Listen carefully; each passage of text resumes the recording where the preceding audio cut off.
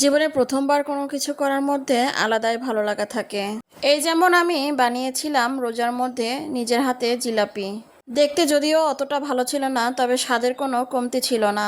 চলুন সেই রেসিপিটা আপনাদের সাথে শেয়ার করব। তো প্রথমে আমি শিরাটা বানিয়ে নেব। এর জন্য চুলায় একটি কড়াই বসিয়েছি এবং এখানে 1.5 কাপ পরিমাণ চিনি দিয়ে দিলাম এবং 1/2 কাপ পরিমাণ পানি দিয়ে দিলাম। এরপর ভালোভাবে মিশিয়ে নিয়ে স্বাদের জন্য 2টো সাদা এলাচ দিয়ে দিব। এরপর এখানে চিনিটা জাল দিতে দিয়ে আমি ময়দার ডোটা বানিয়ে নেব। এর জন্য আমি এখানে 2 কাপ পরিমাণ ময়দা নিয়েছি এবং দিয়েছি পরিমাণ মতো সয়াবিন তেল এবং যতটুকু ময়দা নেবেন ঠিক তার অর্ধেক পানি। তো এখানে আমি প্রথমেই 1/2 কাপের মতো পানি দিয়ে ভালোভাবে একটা শক্ত ডো তৈরি করে নিচ্ছি। এরপর আস্তে আস্তে পানি দিয়ে পুরো ডোটা খুব সুন্দরভাবে মথে নিতে হবে, একদম সুন্দরভাবে যেন সব কিছু গলে যায়। তো দেখতেই পাচ্ছেন আমি হাতের সাহায্যে কত সুন্দরভাবে চটকে নিচ্ছি। এরপর একটু একটু করে পানি নিয়ে এটা একটা পাতলা বেটার তৈরি করতে হবে। খুব বেশি পাতলাও করা যাবে না, আবার খুব বেশি ভারীও করা যাবে না। তো এটা অনেকটা সময়ের কাজ। তো এদিকে আমার শিরাটা কিন্তু একদম রেডি। তো আমি এটা এখন নামিয়ে রেখে দেব। তো এই যে দেখতে পাচ্ছেন এখন আমার ডোটা প্রায় হয়ে গেছে। তো এর মধ্যে আমি একটা ইনো দিয়ে দিচ্ছি, এতে করে জিলাপিটা খুব সুন্দর হবে।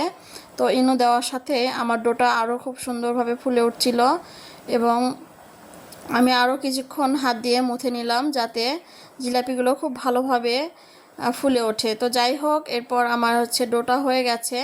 আমি এটা একটা বোতলে নিয়ে নিচ্ছি। আমি বোতলের মুখটা একটু ফুটো করে নিয়েছিলাম। আপনারা চাইলে টমেটো সসের বোতলেও এটা করতে পারেন।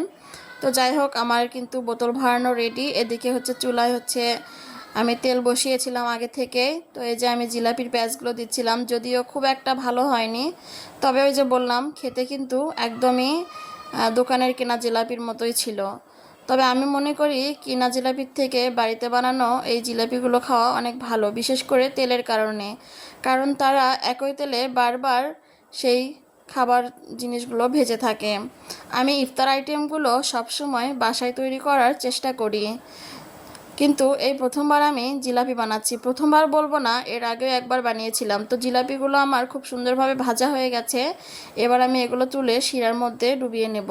আমি এর আগেও বেশ কিছু জিলাপি শিরার মধ্যে ডুবিয়ে নিয়েছি, তো তখন আমার ভিডিও করতে মনে ছিল না। তো যাই হোক, এই যে ছিল দেখুন, আমি শিরার মধ্যে দিয়ে দিলাম। এরপর কিছুক্ষণ রেখে চেপে চেপে ধরে রসটা যাতে ভালোভাবে ঢুকে যায়। তো আমি এরপর জিলাপিগুলো তুলে নিলাম। তো ব্যাস, এই তো আমার হয়ে গেল জিলাপিগুলো তৈরি করা। ওই যে বললাম, দেখতে খুব ভালো না হলেও স্বাদের কোনো কমতি ছিল না। তো আপনারা কে কে এভাবে ট্রাই করেছেন বাসায় অবশ্যই জানাবেন। আজ এখানেই বিদায় নিচ্ছি, দেখা হবে পরবর্তীতে নতুন কিছু নিয়ে। ধন্যবাদ সবাইকে, আল্লাহ হাফেজ।